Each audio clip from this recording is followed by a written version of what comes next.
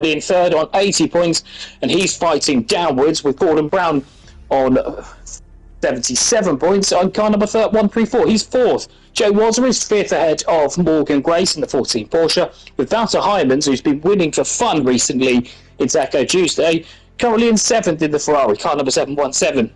Andrew Eden is eighth ahead of Václav Pospisil, in ninth the Czech driver, not as adapted to the Porsche as he would have hoped. Francois de Bont in 10th ahead of Paul Fittler, who has a race planned so will not be turning up today. Alberto Aragonés is 12th ahead of Matteo D'Amica and Mr. Overtaker, with Josh Clayton and Daniel Crossman completing the lineup. We'll see a grid resembling something of the reverse of those. There'll be a couple of drivers that are not racing, so you'll see it's a couple of drivers that aren't appearing on there, but that is what you can look forward to. Thank you very much. So I'm just currently rejoining service. I did get kicked momentarily, so just bear with me while we put this back together. But no, thank you very much, Jack, for covering all of that. And you're about to see. So we're just waiting for the session to start, and I've realised I've lost my camera momentarily. So we're going to have to wait to amend that for the start as they head round. But for the time being, we'll look at the inside of Clayton's car, as I am currently locked in that. But the drivers just be making their final setup changes, adjusting fuel, maybe acknowledging the rain getting a little bit heavier, and maybe upping their tyre pressures to deal with the loss of temperature they get from that. So thank you everybody that's joining us so far. As this format is a little bit different per usual, but as you can see there, a few drivers just getting slotted in now. And there is your reverse grid order. Like I said, collected with pros at the top, silver in the middle, and AMS at the bottom there. And we have Josh Clayton leading the entire pack away with Joe Bermuda at the tail end of that, and Chekmasov leading the silver tier away, and Hoek leading the AM tier away. So just spotted a few more drivers coming in. I think there was a few drivers and a few people knocked out. So I will keep an eye on the announcements just in case there's anything that does change on that one, because Kalugin's just come back in with obviously limited time. They'll have setups on already. I can't think that with this track being what it is and the cars, they won't have setups, but it's just something to keep an eye on with Pro Class, for example, shortened only to 9 drivers. Was a little bit more than that earlier, certainly in the announcements, but something to keep an eye on with AM filling out, even if Silver and Pro look a little bit truncated at this moment in time. So yeah, obviously it wasn't the original intention to be sat inside somebody's car, but you can see on the windscreen without the wipers going, it is absolutely bucketing it down out there. So without a cleared line going into the first turn, this could get really sketchy for the drivers. Turn 1 in Spain, there's a tendency to run people wide on the outside curbing, but we were discussing just before the stream that people may take the Fernando Alonso route and cut turn 2 to try and avoid incidents. But obviously they do have to manage obviously where they come back on, because they don't want to be picking up penalties post-race for positions unfairly gained. Yeah, you want to be careful with looking at how the rain is going to get worse. As well, it's certainly going to be a real test for the drivers. These conditions, I would expect that there may be some issues going into turn 1. As long as drivers bring their brains, you can think that they'll probably be able to be a little bit more cautious. But yeah, certainly something for the driver to think about. And I think they are getting a full formation up, aren't they, to go and assess the conditions, which I think is only right. I think so. Gives them a chance to try and get their tyre temperatures up as well. Very crucial running in these sorts of conditions to have adequate tyre window. Got now a couple of drivers who come in. Marcolino has come back in as well and will be starting from the pit lane. He is what would have been lining up in 15th, but he is joining his fellow Italian Fabio Travaglioli in the pits. And the drivers at the moment now, they're kind of on a bit of an exploration lap. They don't want to go too fast and overcook it and go off and cause damage, which they can do. But you're trying to find exactly where the grip is and trying to sort of see exactly what the track looks like for the first time you get there. If you're Clayton and Pospisil, for example, you're going to have a clear run going into the first corner, but drivers behind, obviously they've got to work out what everything's going to look like with a little bit of spray in front of them as well. So certainly a lap of exploration and trying to just gather as much information as he can. Obviously, that being said, being leader of the train, obviously you're not going to experience the peacocking of all the cars ahead of you, but you are the first one to test the conditions for everybody else. So it's very much into the unknown for Josh Clayton here. These were the first one braking hard in the first turn, probably harder than anybody else, trying to be able to carry the most speed and to try and maximise and pull away from Popperstill and Eden straight off the marks, because he is going to want that lead. He's not going to want to have people diving over him in these conditions. He's not going to have particularly great visibility in any mirrors that he may be able to access on this digital version of racing. Well, the Porsche is going to have a better launch than the Aston Martin off the line. I think that's fairly well documented, but the Aston's really good on the brakes and does have, especially in the wet, it is really quite benign, so there's going to be positives there for Clayton and Eden going into the first corner. When you're leading on the first lap, it doesn't matter so much that you're hitting the conditions at the first, because even with that in mind, you're also, all the other drivers are going to be hitting at a racing speed first, so that doesn't matter. It's only really if this gets worse, which it's likely to do, that becomes a problem. So if Clayton can get gone, which he's got the ability to do, if he can get gone by the time that it gets worse in the next 10 minutes or so, then he'll build up a bit of a buffer, a safety barrier if you like. Because I think Jake Handley has now also gone into the pits in, I think, one of the Ferraris. So yeah, something's gone wrong there for the Audi drivers. They're, I think, forming up, aren't they, Greg? They are, absolutely. So one thing we may not mention in the build-up is that whilst this is Sprint Sunday, like the 40-minute feature race you're used to experiencing as the race 2, they do have a mandatory pit stop, but only 4 tyres. No fuel is required to be taken on. So yeah, the car's really forming up now. They've got to bunch through the chicane, which by most drivers is the less favoured version of this track, but it's the one they're going to have to deal with tonight. And you're going to have to excuse me while I skip through menus just at the start here. I didn't get a chance on rejoining to set this up properly. All the cars entering, start now, and off we go. So Clayton, as Jack expected, has got a not so good start in comparison to Popperstill to the left of him. But now the straight line speed of the Aston Martin now heads down towards the first turn. He's going to try and claim the inside line. He does have it going on, and like he said, good on the brakes, but has he gone too deep? Does have to collect it up slightly.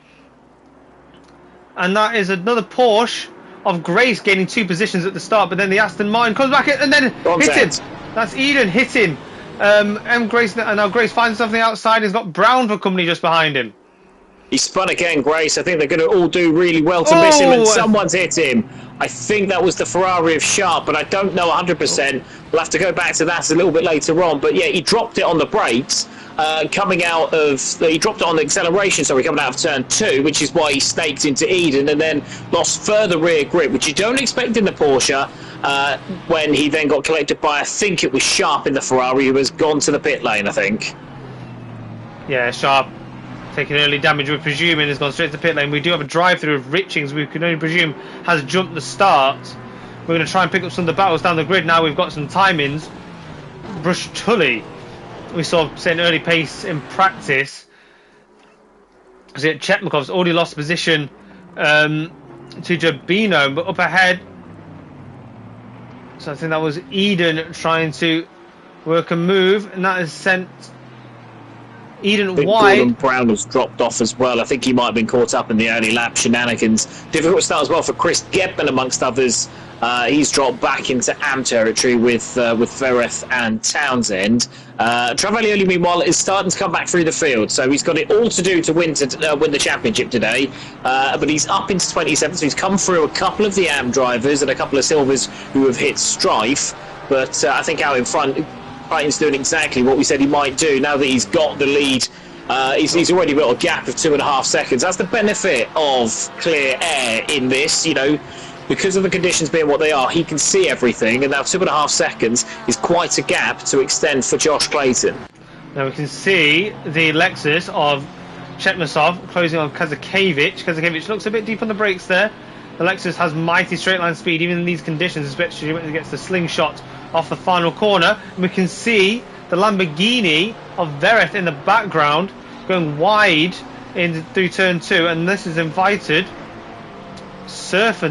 So is that Townsend? It's Townsend. He's going wide with Townsend. I think the ref might have gone and overtaken him illegally, so has given that place back. So because they were that way around, Townsend and Vereth going across the line, so I think Vereth got a little bit too dangerous on the brakes, and I think that Townsend is just redressing that balance. So look at this, Wouter Heyman's coming from quite far back now. P3, he's got Poppasill in his sights. He's gained massively down the middle straight. What can he do with slipstream?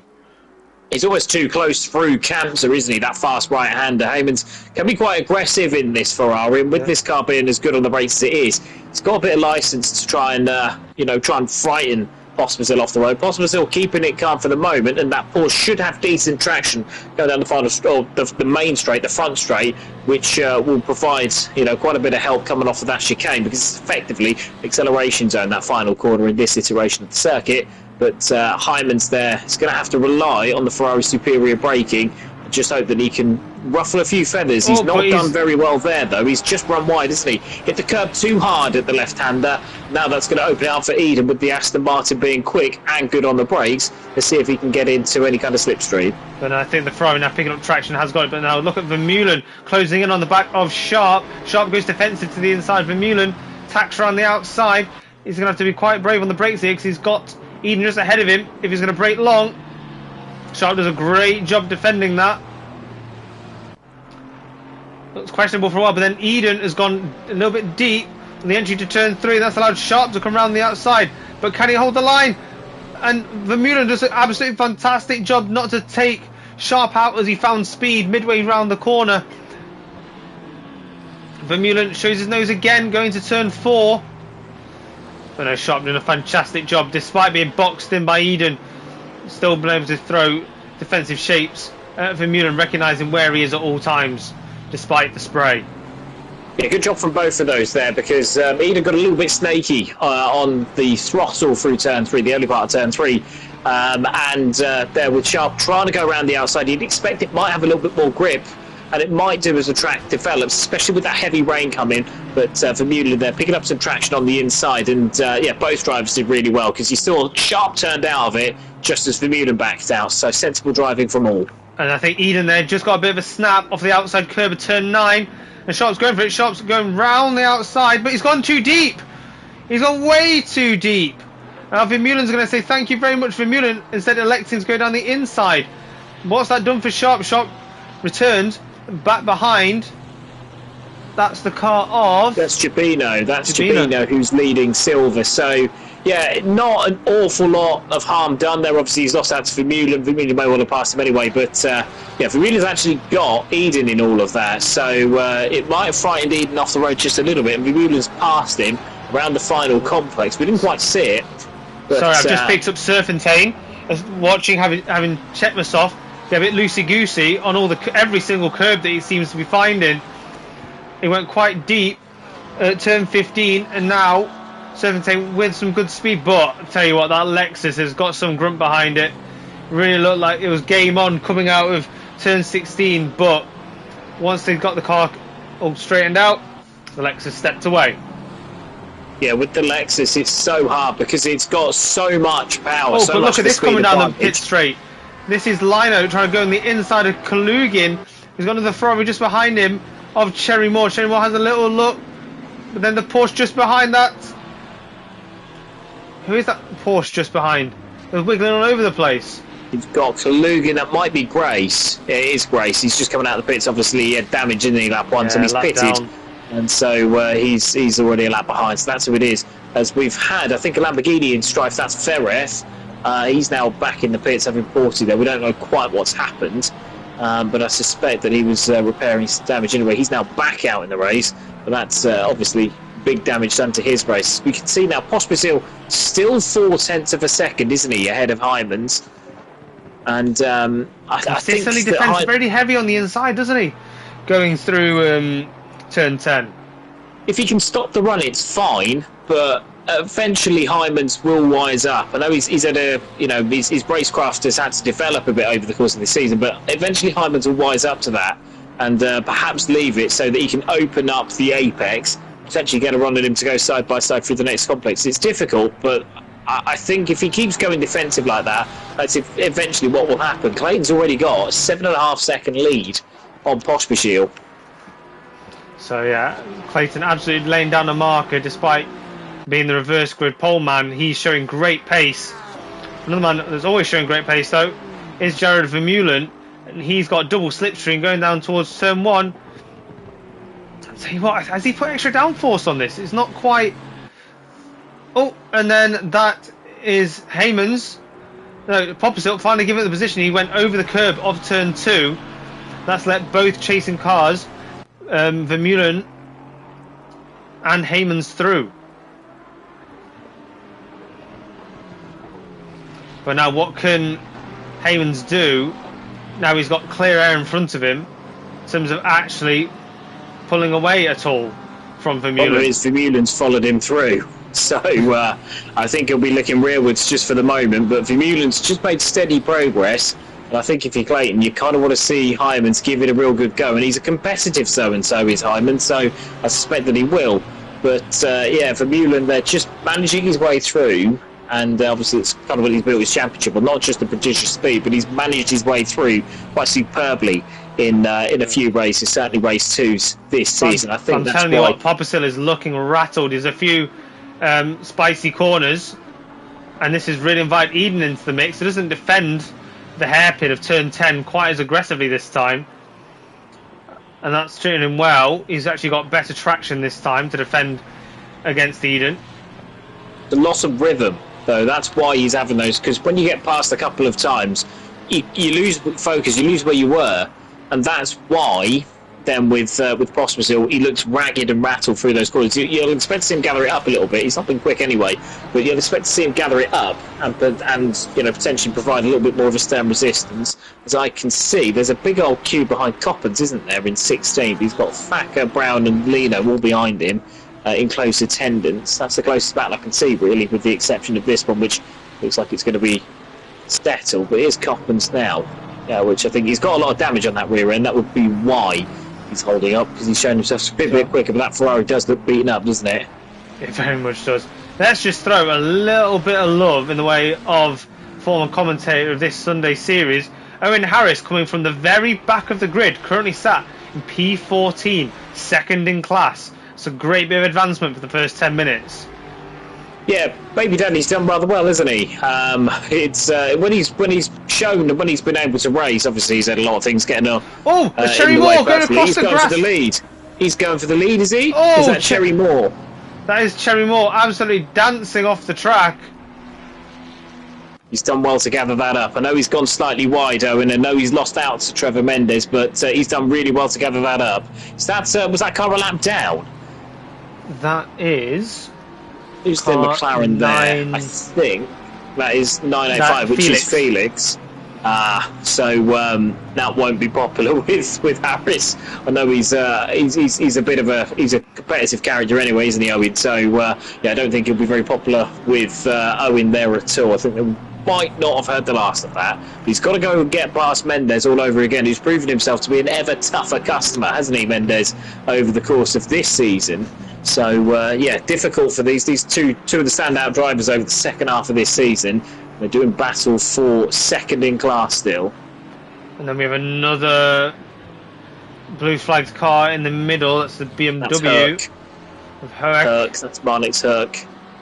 Oh, but then Mendes does not get a good drive out, and Hook almost running into the back of him, coming up through turn 11, but collects, and Harris will be harrying him to get out of the way once again, as he does.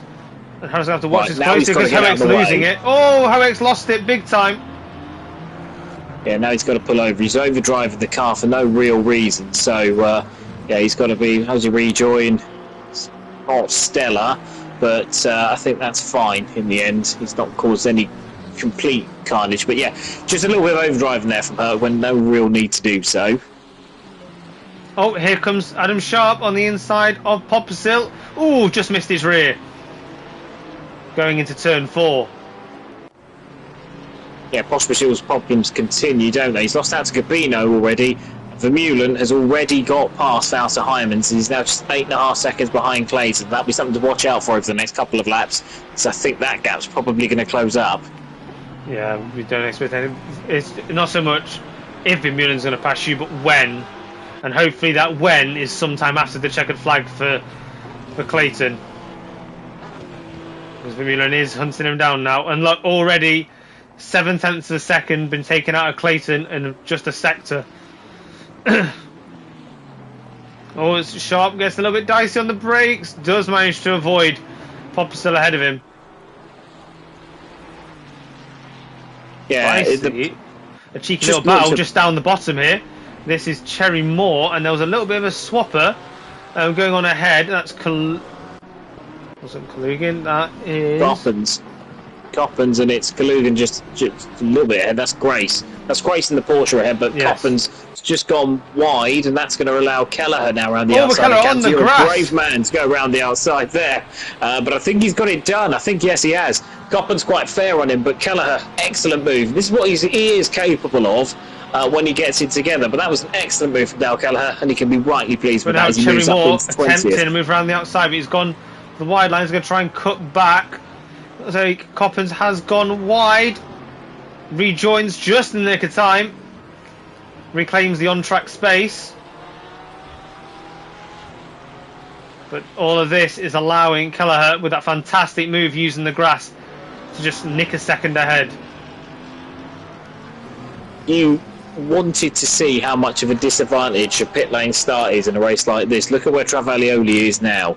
17th, having to come through the field, and whilst he's going through turn 1, Vermeulen is Clayton is off on the way to Campsa, so yeah, that is probably about 45 seconds there lost for the Ferrari, plus that probably, to be honest with you, and that is why you don't want to be collecting pit lane starts here. So some of the action that we've missed, Trevor Mendez has closed right up to the back of Chris Gedman. What a turn up for the books, and in some calamity, and as you see Harris going off in the background there, going right over the curb of turn 4. Townsend's managed to slice himself into the conversation for a win here for the AM class. Yeah, so Townsend was leading, so Mendez has passed him on track somewhere. We didn't see exactly where, but Townsend was leading and might have made a mistake because he was quite far ahead from memory.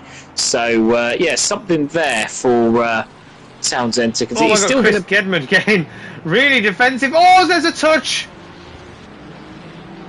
Mendez just could not decide which corner he wanted to go for, and look at Townsend's brought himself right back into this.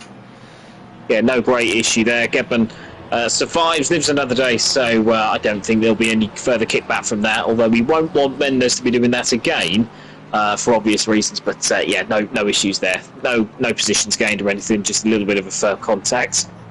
So now this top 3 in the AM tier covered by probably in about 3 or 4 seconds, with Gedman being the stopper. Oh, is Mendez wide again? I think Sharp is just lining up a move on Gabino, so he's got past Prospagil at some point. Now he's side by side for P5 as he looks down the inside here. There's a bit of a rub round turn 4, but I think both drivers will be relatively content with that. Rubbing is racing after all. Yeah, Gabino don't really know what he was doing. He had Sharp on the inside. I think he just turned in a little bit too early. He didn't quite allow for the car on the inside, but yeah, they survived, so no issues there. Mind you, looking at the lead gap, 5.8 seconds it was. It's going to go down, I think, to 5.2 seconds. It's best get the Jaws music playing because I think they're together, as we can see another battle on screen. That's Gedman versus Mendez Mark II, isn't it? It is. So after Mendez has rattled his head a little bit, reconvened with some sanity, he goes chasing back after Gedman once again. Gedman just not looking like he's that comfortable with the car, would you say? The Porsche does look like a difficult hard to drive, doesn't it? I mean, it's only really Brush Tully that relatively has made Kazakevich, to be fair, has made it work, because Pospisil, you know, he's obviously been struggling with it. Gedman's been struggling with it, and he's an experienced driver. Kalugin's not made the moves forward that we would expect, and Grace obviously lost it within day dot, didn't he? So I think it's a car issue more than a driver issue, because there's a lot of experienced drivers who are struggling really to put the power down and to get this Porsche tamed around here. Yeah, Mendes, unfortunately for him, regardless of Gedman's handle on that car, he is still playing a very strong tactical game and keeping Mendes frustrated. But just behind, I can see Harris has now Gedman's got gone wide for on the exit, but I think Mendes is now going to have a run down the start straight, because Gedman went wide at the exit, the final corner. Here's Mendes down the inside now. The Aston Martin pulls alongside. Gedman ends up on the grass momentarily, and I think the move's done before the corner. Mendes does cut across, and that is a car between the. And there's Harris trying to go down the inside, and he gets that done. Defends from Travaglioli and turns a defence into an attack on Dazza Townsend, and off into P2 in the AM class. Yeah, 4D chest there from Baby Daddy. If you don't want to lose a place, the best thing to do is to gain one. But Townsend coming back at him, isn't he? He's going to go down the inside. Is he going to make it work? I don't think he is, and I think he wisely backs out of that with Travaglioli waiting in the wings there. Now, what are you thinking here? Would you, if you're Townsend, do you let Travaglioli through and try and unsettle Harris before you make your move after what has just happened to Townsend, which essentially is what he wants to plan for? Yes. I think if you've got someone who's as quick as Travaglioli, you know, he's been, what, second in the season, or second in terms of pace all season, isn't he? So if you've got someone behind who's a lot quicker, he's not really in your race. I think the only thing to do would be to let him go and cause some carnage, not even just for Harris, but even potentially for Mendes up ahead, because Mendes is only about 4 or 5 seconds up the road, so you kind of want to get, you kind of want the risk element to be as minimised for you as possible, whilst maximised for the other drivers, because they might not think like you.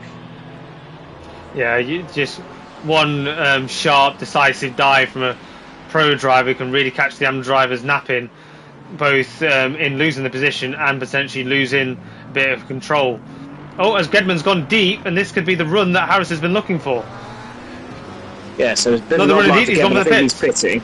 Yeah, I think he might have had a bit of a loss of grip, so I don't know whether or not he's under pressured his wets. Travaglioli goes wide. Don't know whether he's under pressured his wets, which might mean that he's not got the purchase. Certainly, I wouldn't have thought there'd be any danger of him overpressuring it, which would lead to overheating. So, although I can see that certain drivers, Eden among them, are starting to get quicker and quicker. So I do wonder if the track is starting to get to a point where it's a little bit more drivable. Eden's gone quicker than what he has done recently. I think the same can be said for Adam Sharp as I look just at the top there. Yeah, they're both setting green times, so I'm just going to have a look at that at the moment whilst you obviously call the action, but I think the track's starting to get a little bit better. Yeah, I've just been concentrating on this charge from Brush Tully, currently up to P2 in class. He's currently separated from Jabino with Popisil in the middle. Popisil, he's had a bit of a torrid time falling from Grace at the very start, but he's still very much in the conversation for some good positions here, as he does defend immediately out of turn 10. Brush Tully will see that and think, maybe he's feeling a little bit vulnerable. I'm going to take advantage of earliest opportunity, but we've seen tonight how difficult these Porsches are to drive. Maybe a bit of misunderstanding the tyre pressures, as we saw Gedman coming in a little bit earlier. The Ferrari of Jabino getting over the curbs there, over the sausage again. And for the first time, Popisil looking to have real purchase out the final turn, but the straight line speed of the Ferrari gathers it up and pulls away, and should have the defence in turn 1 covered nicely. Yeah, I don't think either 6th or 7th are very comfortable. Carino's lost 2 seconds. There goes the dive. Comes down the inside. He's a real mug in there. So he got it done on the brakes. That's excellent, because he managed to get it stopped. Really impressive in these conditions to get it stopped. He did not leave the apex once, and that could be a really crucial move for the lead of Silver, because Gabino, who hasn't been able to string a lap together for the best part of 3 laps, is now in immediate danger from Brush Tully behind. Gabino, who's done a great job to put himself amongst the pro drivers, but I can't see him catching Sharp to put another one between him. So now this is a straight up fight, and this is Popsicle having to defend from Serpentine just behind. Popsicle really trying to patch up the bloodbath that is happening to his race. Of course, with this, with Starkloff not here, this is pretty key for Serpentine, because as high as he can go gives him the best chance possible of winning the Silver Championship. So all we've missed was Townsend re-overtaking Harris, but then Townsend just going off track turn 4 and now losing another position. And that is Thacker, who's now gone through on Townsend. Now Harris, does he consider actually finally letting Travaglioli through? Doesn't think about it just yet. He's enjoying him sat there. Yeah, I don't think Townsend took my advice, did he? In terms of letting Travaglioli go and getting on with it, because obviously Travaglioli now right behind Harris, whilst those two were dicing away. It's obviously left him a little bit out of sync, and that's why he's dropped back, obviously having left the circuit. Oh, and I think Harris is finally letting him have it. He's thinking, I don't want to have to be defending against you for the remainder of this race, so there he goes. Harris can think about his defence and nothing more now. Pretty sensible driving. He can now get on with his race. Thacker, I don't think will be much of a threat to Owen, unless Owen does have a bit of a wobble. But yeah, Thacker and Townsend behind are going to be focused on each other, whereas Harris can now just focus on the rest of his race, whilst Travaglioli goes off hunting Mendes. He's got a bit of a lonely race, isn't he, at the leader van? But it's another really impressive race from Mendes in a series of impressive results over the last few weeks. So one big name that's gone into the pits is Adam Sharp, and so he's in his box now. Quite early to call it, wouldn't you say? I think he was in a good spot to carry on in some quite clean air. So maybe is an undercut really possible when the rain's about to increase? Well, I think he might actually be sort of preparing, really, because if your pressures are far too low, you're going to be nowhere. Whereas if your pressures are then too high a little bit later on, you can see it coming down, then again you're going to have issues. So it might be, if you think you can get clean air, which he can for the moment, get clean air, he's going to be, what, 20th, 21st, 20th, I think, behind Cherry Moore. But he's got a little bit of clean air, so if he can get out in clean air, provided he doesn't get held up too much, I think it could be a smart move. So within about 5 laps, we were tracking it here and there, and this is, after 8.5 seconds down, Vermeulen is now within half a second of Josh Clayton as they go down the pit straight as we approach the halfway point in this race. Clayton not just waving him by, he's going to fight this. You don't just give up leading positions. I think fortunately for the Aston, it's quite quick in the straight line and it's quite good on the brakes. Unfortunately, Vermeulen's at the wheel of the Ferrari, and the Ferrari's good at everything else. So, yeah, certainly driving rearwards for Clayton, and Vermeulen has the advantage as well where he can do it on strategy if he finds it difficult on track. So that's something to bear in mind, as this might not be done on track if Clayton puts up too much of a fight. No, absolutely not. And I think with the space that he just saw Sharp come out into, maybe he is thinking, oh, well, actually, if you look further back into the track map, there are big gaps emerging around Trevor Mendes. So you can drop back into that. That would be ideal to go and just overcook Clayton instead of actually costing himself race time in trying to get it done. So here goes Serpentine down the inside of Poppersill, around turn 4. Poppersill taking quite an extreme inside into 5. Can he get the car turned? Can he keep it tight to the line? Not that tight, but he does get it turned all the same. And Serpentine with a slingshot entry. Now comes the inside for turn 7. And Poppersill commits to the outside. He was down, he was behind on the outside, but he saw a line and he went for it. Fantastic defensive driving. Yeah, but then he's gone wide. Fight. He's struggling a bit, I think that's fair to say, but he's putting up a real fight. Serpentine can't afford to go wiggling his wheels too much because he's got a championship to win. If he does finish towards the back of Silver because of a silly accident, then he doesn't win the championship. But if he can be sensible about this, then he puts himself in prime position. So he can't be too silly against Boschmazil, who's got nothing to lose. Absolutely nothing to lose. He's nowhere near his counterparts in Pro. But this is still a solid fifth fifth place if he can hold on to it. Actually, probably not fifth. He's still probably expecting Sharp to come through post pit stops.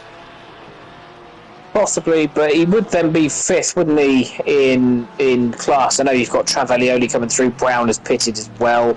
I think Sharp is now catching the back of an AM battle between Dale Kelleher and Gavin Cherry-Moore. They're side by side going down into turn 10 for 17th and 16th. Now, Kelleher is in the same party as Sharp, so there might be a little bit of maybe team tactics here, or they might just sort of, try and work things out a little bit if possible. But obviously, Cherry-Moore is the variable within that, so don't see that that's going to be too easy. No, absolutely not. Cherry-Moore putting his car in a lot of awkward positions. Sharp, quite used to it. And Cherry-Moore backs out. He goes into the pits. That might work out really well for Sharp with Kelleher being part of the same party. I don't think they'll be looking to hold each other too much, as Kelleher does move over to the right-hand side and does let him go. So, yeah, a bit of stablemates at play there. So we've got a McLaren just staying tight to the inside there. That's Felix. Yeah. That's Felix having his issues from earlier.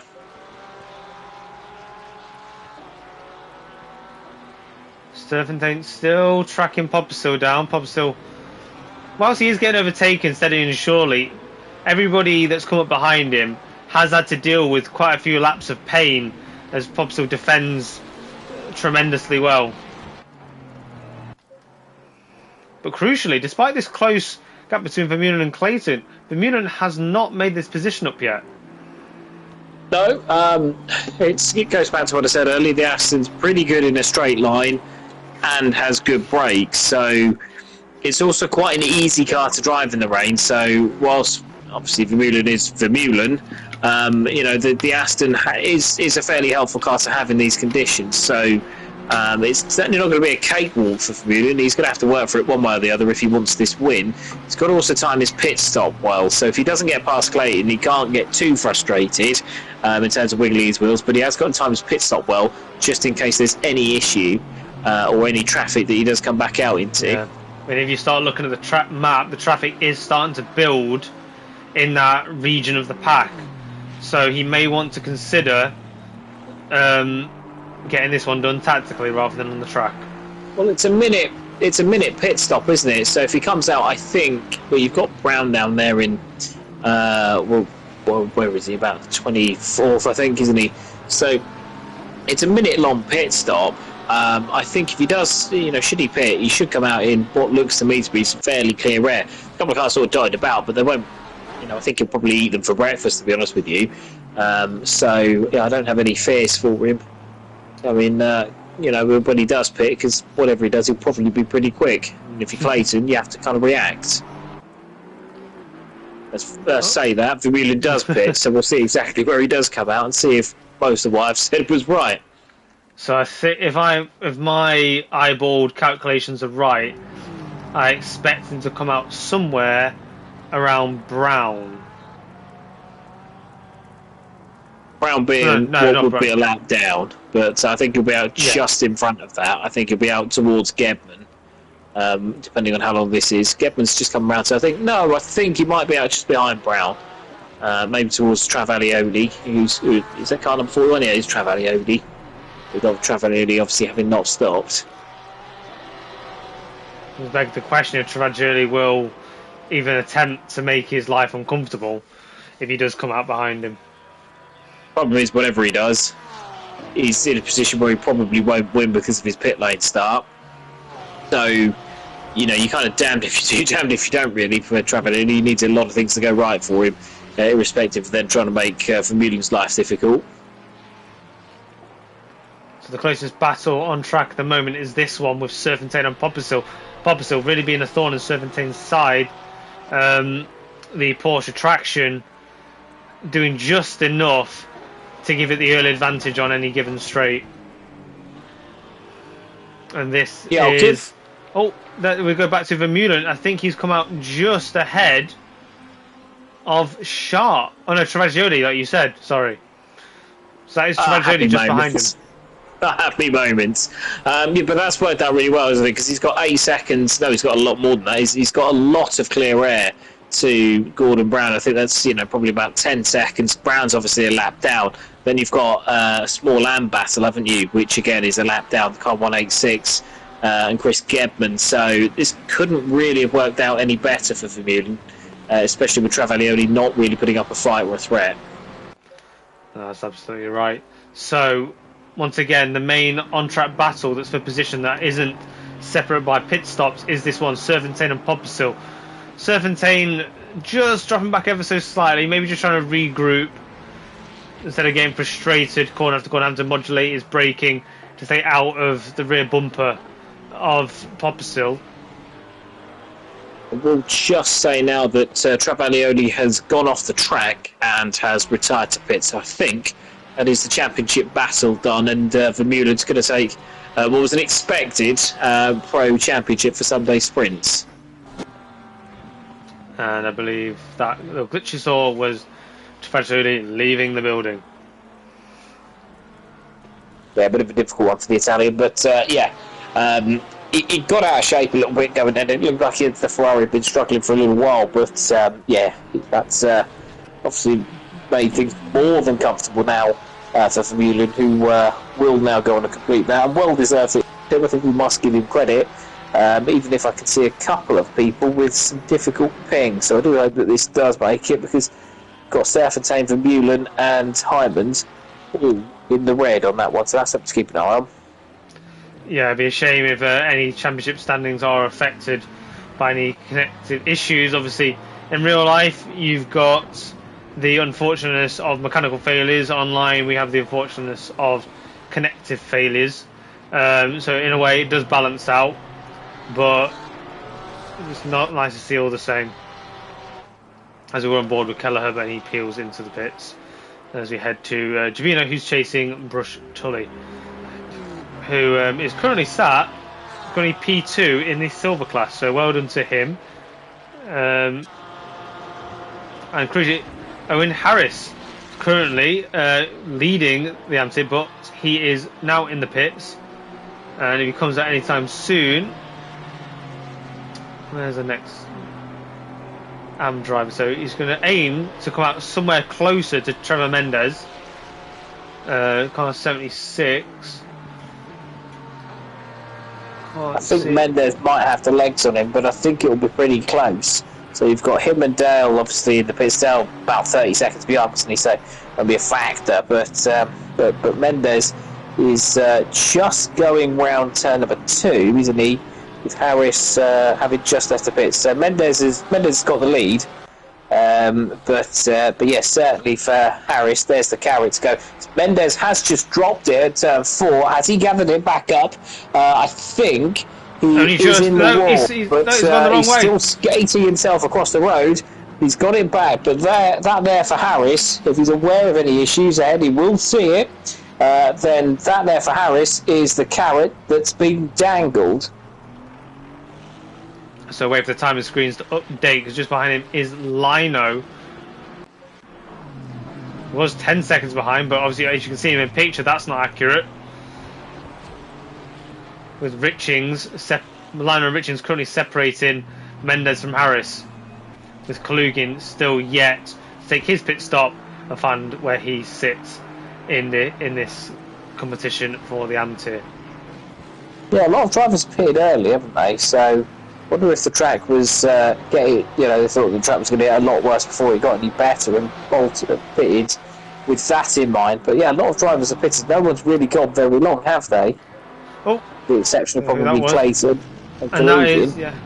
I just saw Eden, isn't it? It's Clayton. I think that was Chetmasov just behind Clayton, who's now peeled into the pit. So I'm not quite sure what happened in the penultimate bend there, but Chetmasov did look involved.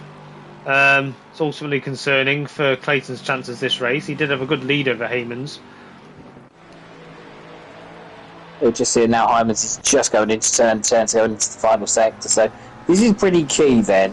Certainly if we're to get a race, and certainly if we're to get a battle for the lead going through as as Clayton's just stopped, I think Vermeulen's going to have to quite comfortably, because Clayton has literally just come to a stop. So with Vermeulen now going through the Mickey Mouse final sort of former section, almost, if you like, I think that he's probably going to have the legs on Clayton when they get down to turn 1. So Bruce Tully, with the gaps in the top of the pack, has actually only come out second in the silver class, and he is right with Giovinazzo. Yeah, I'm kind of surprised that Giovinazzo's got back ahead, because he was struggling pretty badly. Oh, here comes a dive. Has got past Clayton. Can he stop him before Poppisill? He can, but he's gone too deep. The Bruce Tully can't keep a hold of that, and now he's going to have to deal with Serpentine all over his rear bumper.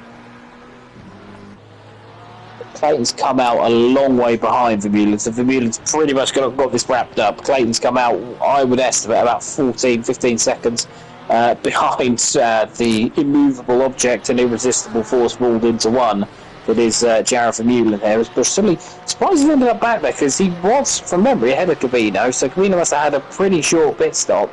Or no, he must have had a pretty good pit stop compared to Bruce Tully, because that wasn't in the script at all, was it? Yes, but Bruce Tully has got great speed down the pit straight. He did take a big dive into 10, but I don't think he's going to take the same one into 1. He's looking confident. He just needs to pick the right moves. Giovinazzo's Ferrari looks so ragged, doesn't it? He's just lost the back end through turn 3. Have to sort of hacksaw at the wheel there, looking at it. Very sort of, direct movements. And he's driving the car more sideways than he is forward. So I think Bristoli will see that. He's now just got to spot the braking point. Poshmer had a really good pit stop, didn't he? Because he was behind all of these. Even Serpentine, wasn't he? By the end. So it was. It's not like he's fully escaped. He's just ahead, but crucially, track position with only 20 minutes left can be key if he can be dogged enough to actually defend the position, whereas before he was slowly bleeding them.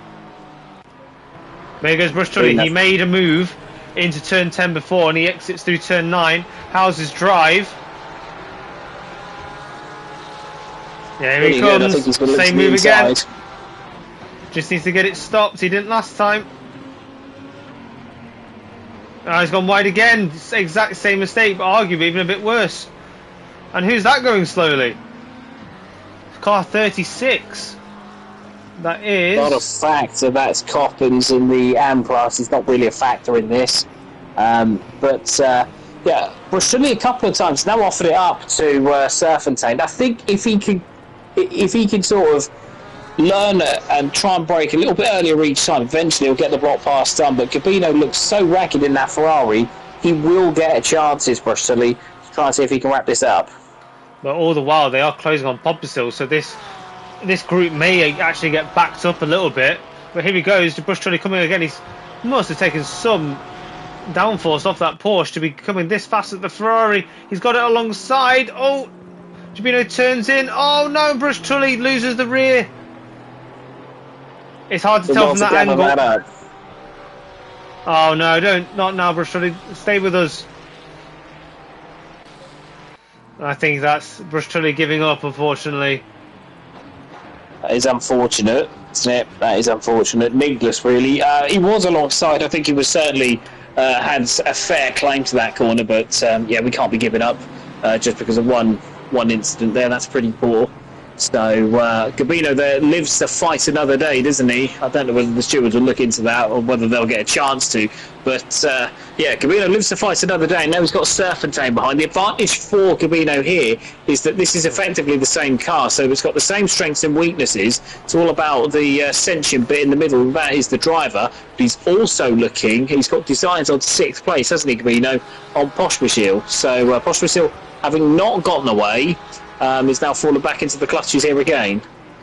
Yeah, I mean, Poppisill clearly doing something right to keep himself in this position, but clearly something wrong as well to keep finding himself under attack. Giovinazzo riding a lot of curb there to get a line on Poppisill. Unlike Bristoli, though, he has been getting it stopped when braking on the inside for turn 10, so kudos there to Poshmer, but he's got a bit of fighting to do, isn't he? And I did see, I think Bristoli has got going again. Not sure if our words of encouragement have aided in that, but glad to see that he is still off and going. But here we go. Gibino wanting to put a pro car between him and Serpentine. A little bit of a buffer, please. I can see that we were slightly wrong on Bristolin in that he got going again, but he did just stop and have a little, what felt like a little sort of paddy, as people in Suffolk would say. But he has got back going again, so we were being slightly unfair to him, even if he is, as that is Coppens then off of he's in strife on the outside of the final corner. Brustolin's now in what will be 10th, so he's quite far back. He's about, I'd say, about half a minute back from the cars in which he was battling, but he's now sort of fighting really for what is a pretty lonely fourth place when he was going for the lead. Yeah, I mean, if he'd have just shot himself across that turn 3, maybe he'd have picked up a warning, but he'd have been back in that battle in no time. Yeah, it is a little bit odd, isn't it? It is a bit odd that he'd sort of come to a complete stop. His car seemed, and even if he did, his car seemed fully in control. You get back going again, unless the engine cuts out. That might be the only thing, is that sometimes when you come to a complete stop, when you're gathering it up, the engine might cut out and shut off and stall, but not something that you usually see. Just what I can see though is Kalugin has finally committed to his stop with 16 minutes left, and will be coming out behind the leading battle. He was leading the Ante for quite a while after Mendes pitted, but he's not going to be any more. That first stint of his has not paid dividends. He's now behind Townsend and Thacker. And we'll wait to see if Cherry Moore, once the timings update, if he's going to be a factor as well. We know he is. Cherry Moore's passed him.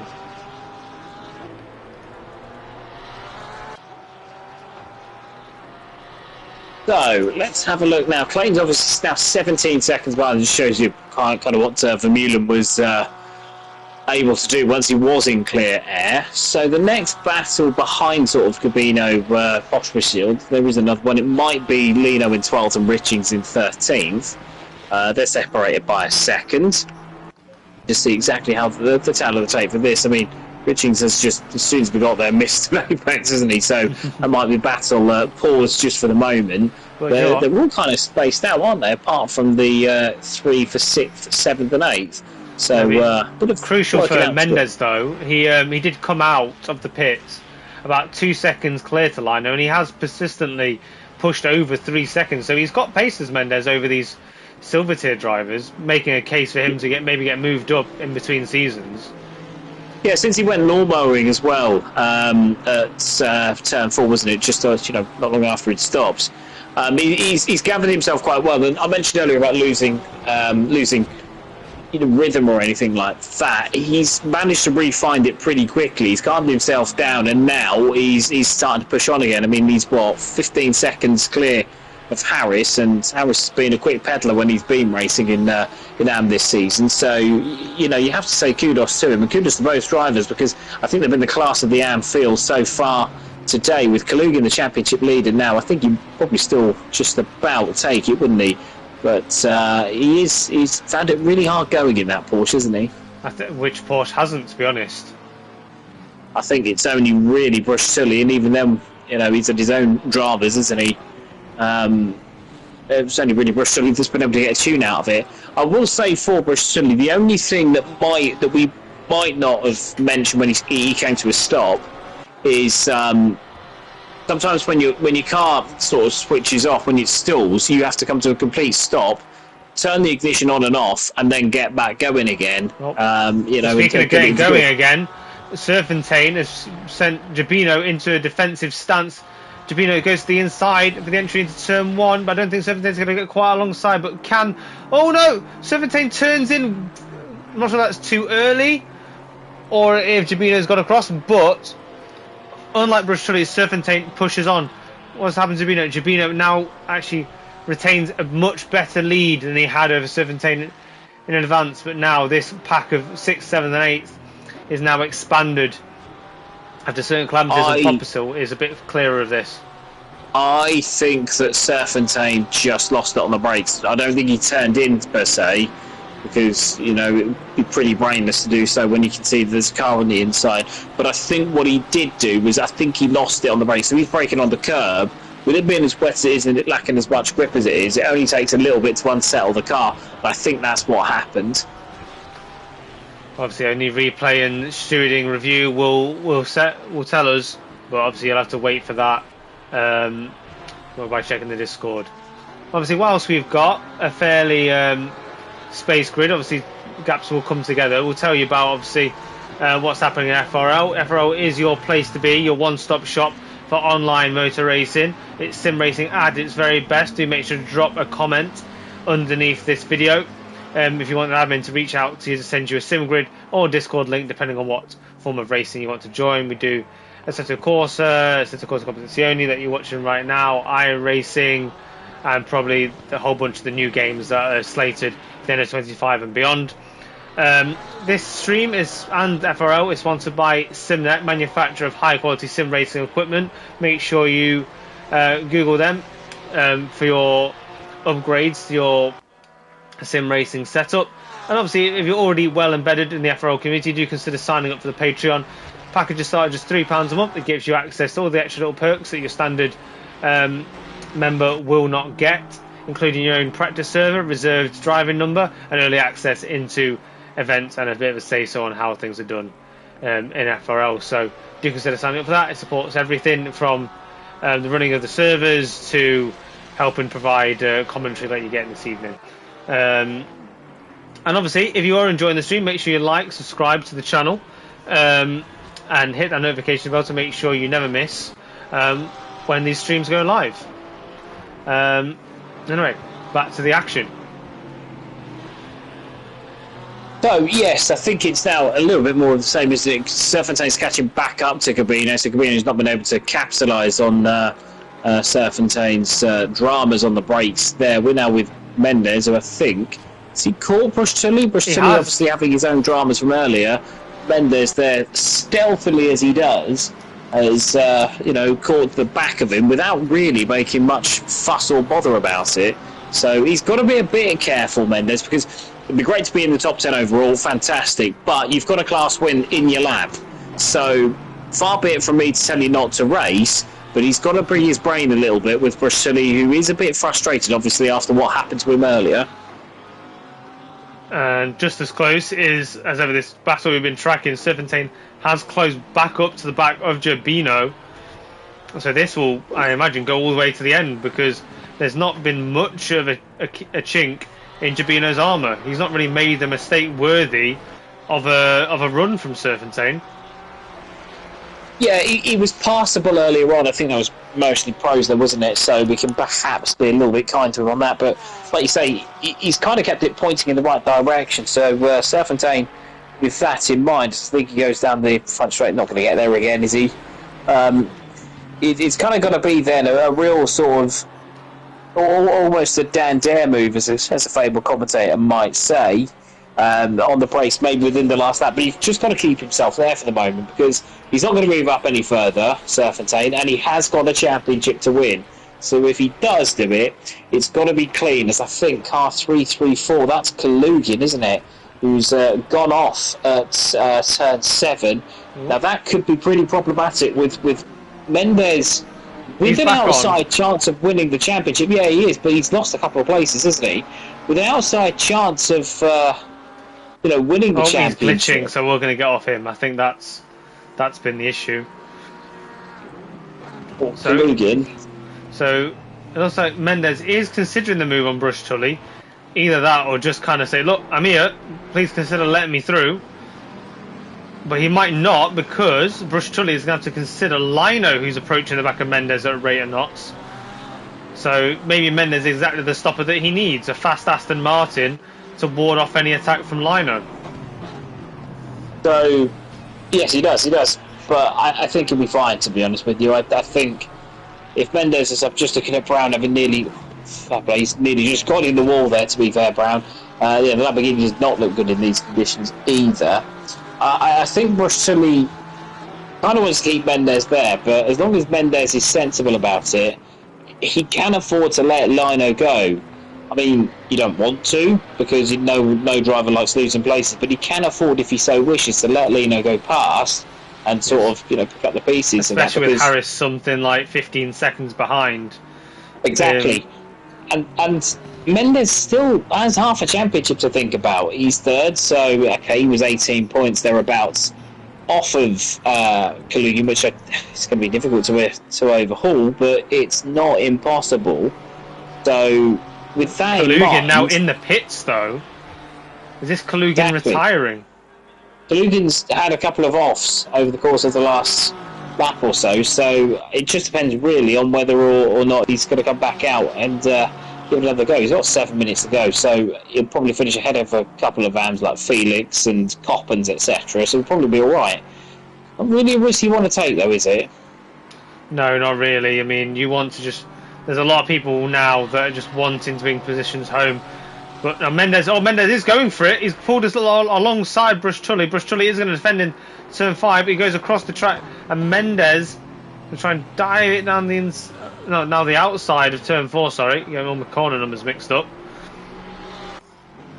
But Mendes coming at it again. Still fairly sensibly, though, isn't he? He's not leaving any half noses which are going to get chopped off and taken away. But he is really making Brush Tully work for this 10th place. Yeah, the Aston Martin were probably one of the longest noses in the game. That probably second only to maybe the Mercedes. Mercedes have really got a honker on it. That certainly means you can force your way in, doesn't it, if you're in the Mercedes. Now, I think it's a fairly comfortable win, isn't it, for Vivini? It's 20 seconds clear. He has stuck his nose in slightly. And it's worked, though. It has. Brush it's not like he didn't fight it, but he definitely got spooked out of the entry of turn 10, and that's paid dividends. He's had problems, though, Brush Tully, hasn't he? He's had problems with that corner on the brakes all race long. I just wonder if it caught him out again. I know he wasn't braking on the inside so much, but I wonder if it caught him out again, as Mendes does get a little bit tight, the second apex there, so the Porsche might just have the traction going onto the final onto the main straight, but I think the Aston should now have it. Brush Tully's got to remember to bring his brain here, because he's going to gain nothing but from just wiggling his wheels down the inside. So as long as he's sensible, as long as Mendes is sensible, he's just got to drive. Mendes does defend. Oh no!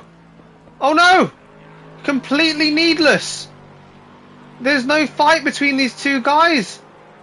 Yeah, that is poor from Brush Tully. There's no need to be getting involved there. And that's Richings through.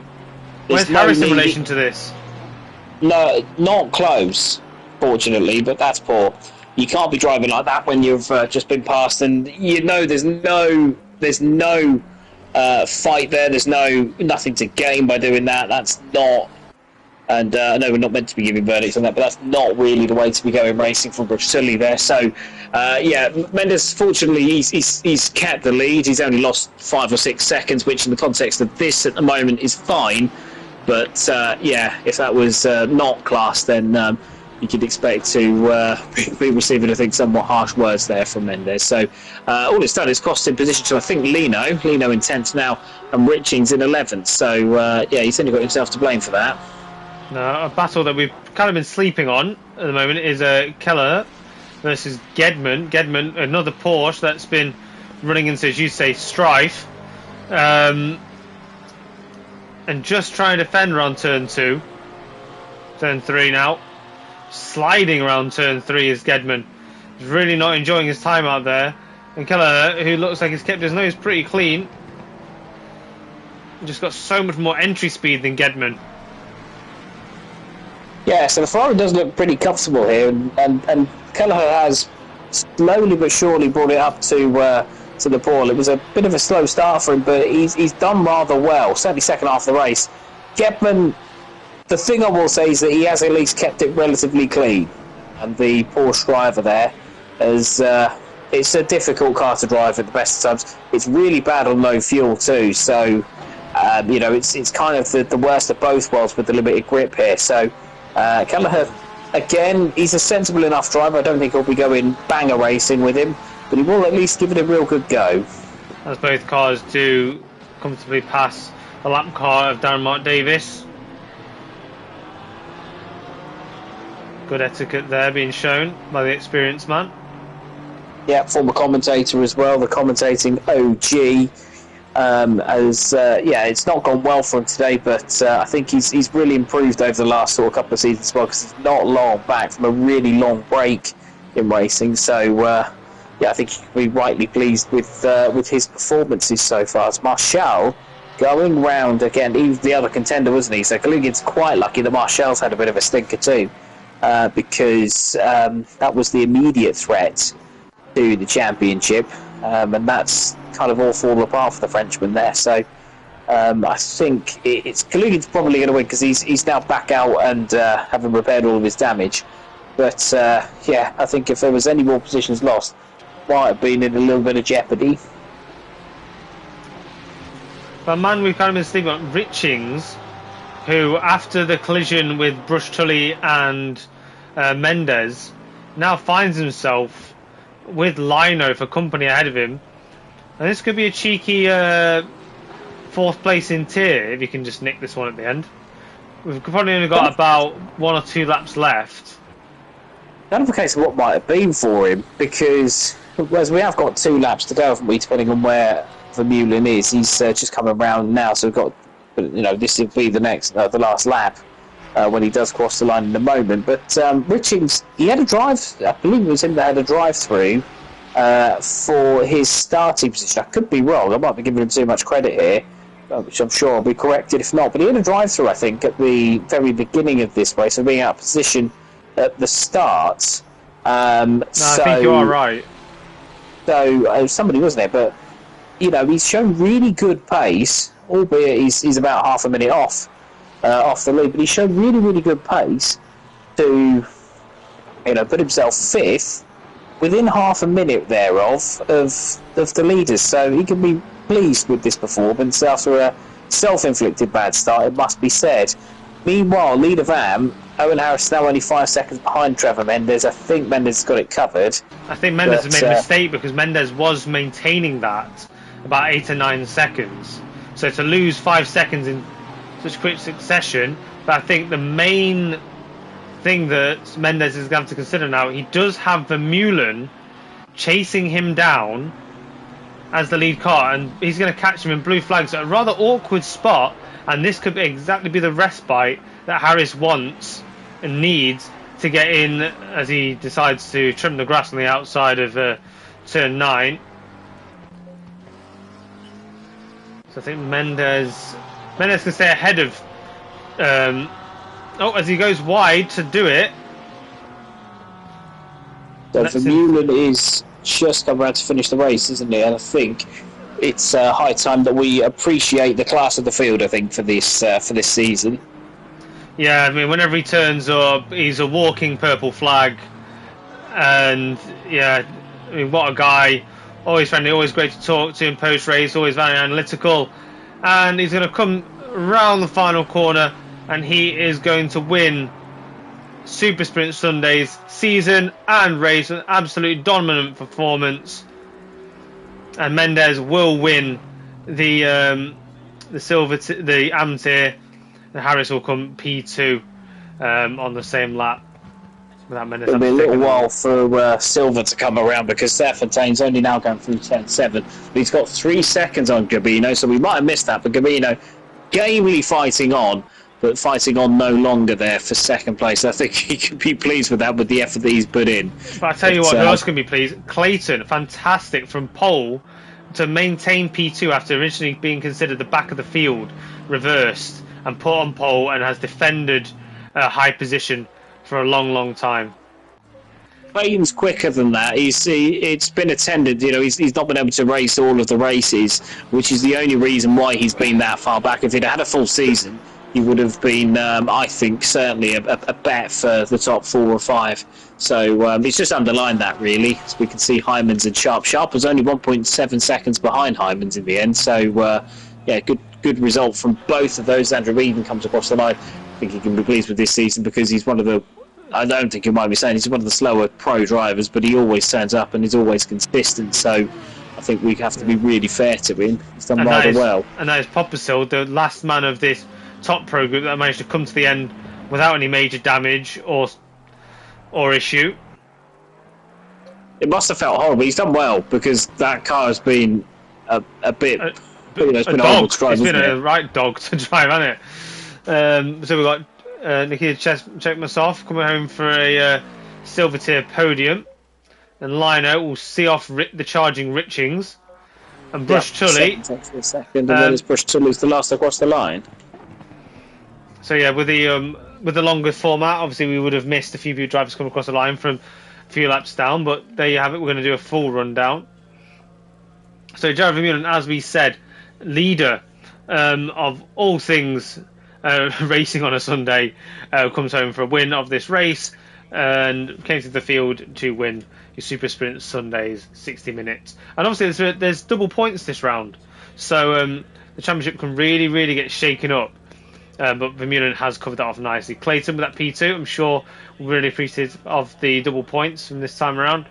Wouter Heyman's done a fantastic job bringing it home in P3. Sharp coming from a similar position as Vermeulen, but didn't quite have the chops to bring it quite through the pack as he did. But still only finishing marginally behind Wouter Heyman, so still good drive nonetheless. Andrew Eden, Mr. Consistent, P5. And Popsil managing to hold on to that P6, good points.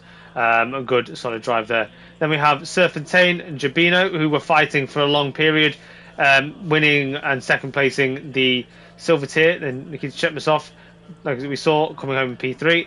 Liner and Richings were a pair for quite a while towards the end there, coming in P10 and P11. Then Brush Tully, the last of that pack, in P12. Mendez with a fantastic dominant performance despite a few small incidents here and there, did still manage to hold off Owen Harris, who looked from like he was really charging at him. Dazza Townsend was more involved in that for a long period, but then dropped off Harris in the second stint. Will still come home for a P3 in class. Then with Thacker in P4, Sherry Moore in P17, Chris Gedman, so Chris Gedman P18, Kelleher P19. Then we have some of the drivers that really fell back. We have Brown, Grace, Marshall, Davis, Felix, Kalugin with the double points, may still clinch this one, but we'll leave the mathematicians and SimGrid to work that one out for you. But Kazakevich, then Coppens, Travagioli, Verev, Duda, Handling, Hoek, Jablonski, and Johnny Sharp, all elected not to continue to the end. But we have an esteemed guest who we've just seen join, Jared Vermeulen. Well done, and welcome to the comms box. I mean, how was coming through that one? Not as many cars as usual to come through. Yeah, but the flooded conditions, near flooded, then it went into flooded, mean that you couldn't, because in practice I realized that on the inside for turn 1 and turn 4 and the hairpin, you just aquaplaned. So I knew it was going to be a race of patience. As you could see, I didn't actually make a move on anybody on the brakes. I just waited for a mistake to give me a chance. So it took me a bit to get through, but I'm pretty happy with that strategy. I didn't need to be desperate. Obviously, I'm starting higher up, so I knew that I could err on the side of caution. I didn't, And once I got into P2, the pace was good. It felt all good tonight, and Clayton really was. He had some really strong pace. I think you could see by the result it was me and Clayton kind of on our own little missions. And once I caught up that 9-second gap, I realized that, he's quick enough. I don't need to try and do anything silly. Hopefully I can pit in, do an undercut on him. And I assume he made a mistake because he came out about 6 seconds behind me after his pit stop. Yeah, I think he laps, he went a bit deep into the final chicane just before entering the pits, so potentially about 4 seconds lost there, regrouping, and then trying to tackle the pits. Yeah, because I had a nice window of 3 laps, so I think it was going to be close. I was feeling pretty confident with the lap times I was doing that. I was going to undercut him. It was going to be close on the exit, but I thought maybe I'd have the opportunity. But then I saw he was I think 6 seconds or 7 seconds after that, and then it was just about focusing and doing your laps. But I have to say, well done to Clayton. Really good pace today, and it made my first 35 minutes quite fun. So yeah, it was a good race. I mean, last question for me: if push came to shove, do you reckon you would have felt comfortable making that move? Yes, I would have. But as the conditions were, as I was catching up to Clayton, then no, because it was at its wettest then. So I already knew in practice from my practice efforts that it was a bit, it wasn't worth the risk. But definitely near the end of the race, the track dried up a lot. So then I would have been able to make a move. So if he did come out, I would have just had to sit there patiently. I wouldn't have risked something. I was maybe hoping for him to make a mistake. But in the final 10 minutes, 12 minutes of the race, the track dried up enough where it was worth me going up the inside at those corners, because I feel that I wouldn't have just aquaplaned or lost control of the car. So, yeah. I mean, that prediction was very accurate. I mean, when you go around to watch the stream back, you'll definitely see people like... who are we covering? It was Popsil, several occasions down the inside in defence. Yeah. Aquaplaned off many times. Yeah. So, it was definitely right there. No, I agree. I mean, I saw that a couple of guys when I was coming through. I mean, I picked up 2 places in one corner because the guy was defending against somebody, I don't know who, and he aquaplaned deep and he broke too late deep. I think it was Sharp and somebody. And then I just went up the inside. I was like, thank you. Thanks. I appreciate that, guys. Because as you noticed in the stream, I was behind them for quite a bit. I was, for like 3-4 laps. I was just waiting for something to happen to let me go through. Yeah, it was a very different version of you we saw tonight, but all the same, just as impressive. But now we turn from one man with extremely fortunate circumstances this race to a man who I think has got a bit more of a downed opinion of tonight's events. Hello, everyone. Is that on the screen just now, the finishing order? Yes. I'm happy then. P7, I'll take that. 7th in class. Happy with that. Albeit detached. The performance was very not ideal, so I'll quickly run through my events of the race as I remember them without publicly calling anybody out. So in the way into turn 4, I got quite a heavy impact on turn 3. Grace had a little pirouette on the exit, so I had to sort of go off track to avoid him. Sort of rejoined after the turning point on turn 4, followed round the exit, round the outside, and somebody came flying into the back of me. I don't know what's happened. I've not seen any footage yet, so I'll need to go and have a look at that. But at that point, the back end was gone, damage to the rear. It just became very difficult, I guess, to control the car, and every small mistake I made resulted in a spin, including a little pirouette I did where I stalled on the apex of the last chicane right in front of Jazz. I'm sure he got a little bit of a fright with that one as he bailed out and cut the apex for that one. But it's just one of those races, but it was a super challenge. Like, I thoroughly enjoyed it. It's been driving like I've not drove in this game in such a long time.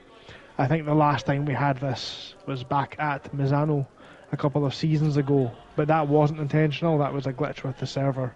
It was entirely intentional. This time around, this is the actual weather they've had in Barcelona, as according to the forecast on Friday. So I mean, it is late September after all.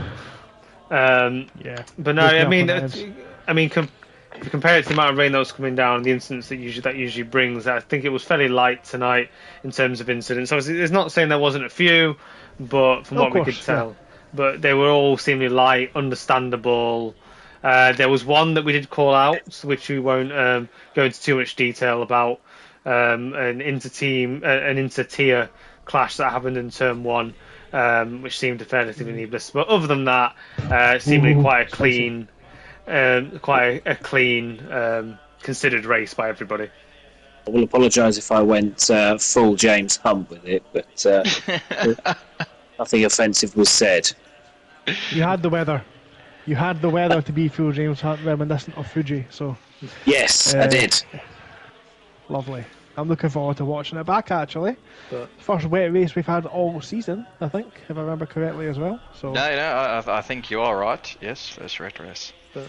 But I think, obviously, you'll have to obviously give us your feedback on this, guys. I'm assuming you each one of you came across one, but the car that seemed to really be having a torrid time tonight was the Porsche. I mean, what was your challenges actually tackling them when you came across them? We'll go to Vermeulen first. The Porsches. I did come across a couple, but I did notice they were struggling just because I could see what position they were when I was lapping. But the Porsche is a tricky car to drive in a flooded track. So I really do feel sorry for them. It's really not an easy car, man. On a flooded track, the Porsche is not easy. But I have to say, from what I saw, at least they nothing too weird. At least they got up my way, but I could see they were struggling, particularly on the brakes into a corner.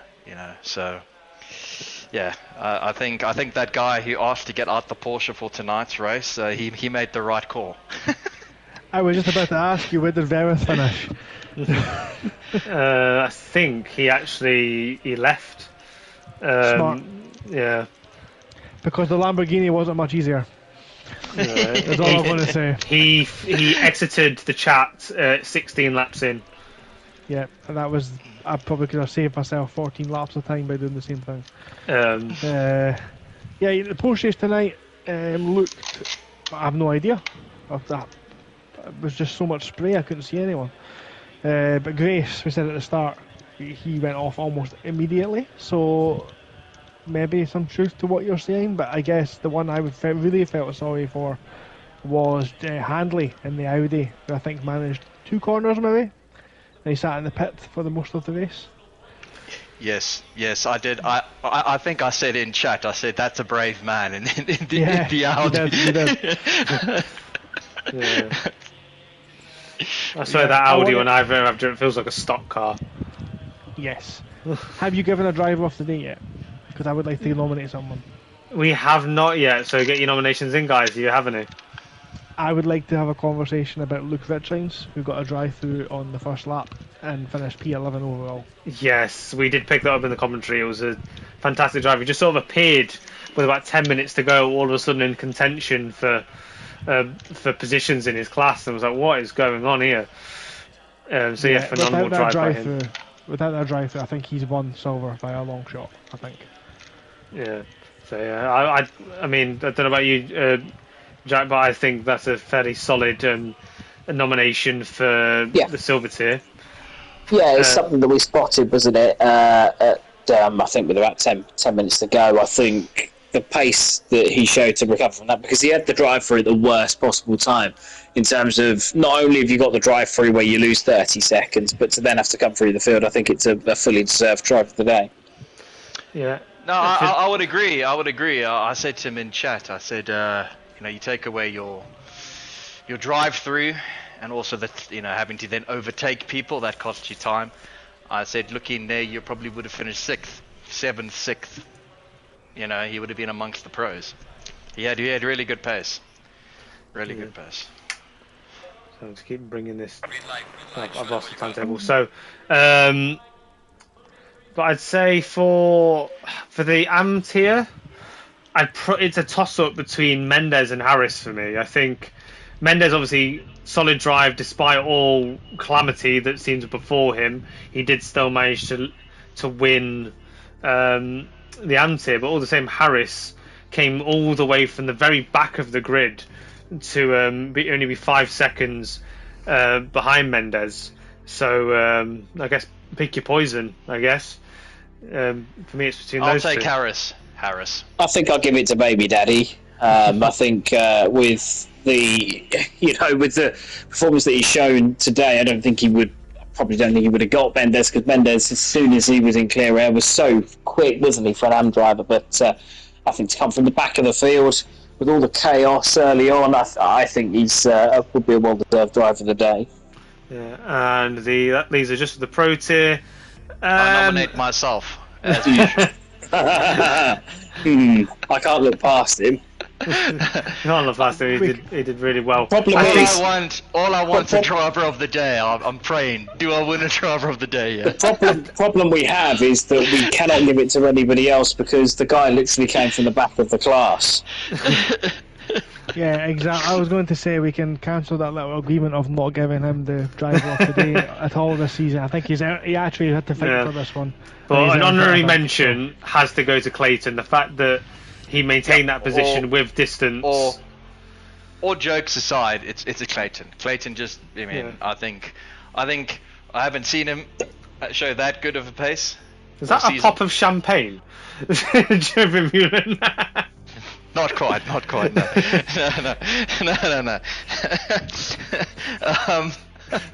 Yeah, I think Clayton should get it. I do think I don't know. I think he had a moment or two at the end there to fall like 26 seconds behind me. But I think it was. I think he should get the pro driver of the day just because he hasn't performed like that all season. That's my guy. So what we're going there? Clayton. Yeah, Clayton. Richings and Harris. Yes. Yeah. I'll get that up. I'll get that one up later on. Yeah. That one should be tight. I reckon that's a tight vote. I'm not going to try and sway it from that point onwards, but I think that'll be tight. I mean, I'm voting for Richings. Oh, well, I call them Richlings, as I call them. I'll be voting for Richlings. I'll be voting for him just for what he had to do for me. He pretty much did a last to 11th, So not bad going for a silver driver or AM driver, whatever he is. So yeah, everybody, so that's going to go live sometime soon in the Discord, so make sure you cast your vote. It'd be really good to have great turnout for that vote come the end of the season, sort of like a crowning thing. Are we doing any sort of overall season voting for most improved or anything like that? That will come after tackle, I'm sure. We'll have a little chat with that one, I think, in the admin chat and have a discussion. If I win the championship on Taco Tuesdays, I will be 100% voting for myself. That would be fair. I'll make sure as you go past. With how unlikely it is. Yeah, because you're quite close to the win there in Taco, and you haven't finished on the podium, have you? The best finish is 6th. Yeah, you still got a chance. It's brilliant. Imagine the scenes, man. I'm pulling for you, man. Fingers crossed for that championship to come your way. It would be a hell of a race. I need so many things to go my way. Yeah, I think 4 of us can win it, if I remember correctly. It's yourself. But Froome can as well. Behind, he's only 2 points behind. God, right, okay. To be fair, I've not seen Taco go to the wire in quite a while, so I'm quite glad to see that. I think if we be realistic, Gordon, I think it's probably between Aruda and Godfrey. But we can win. Aiming firmly for top 10. Like, that is the goal here. That was the goal at the start of the season, top 10, so I'm more than happy with no matter what happens in this last race. All of my hopes for a good Taco finish was shattered last week when I had wheel issues 4 times in one race. Oh no. So, but alright guys, that's gonna be me. Thank you. I need to get ready and go to bed and got to get up early tomorrow. But thanks for streaming, and yeah guys, I'll probably see you whenever the next season is for Sprint Sunday. But guys, thank you very much. I do appreciate the streams, eh? Yeah. So glad you do.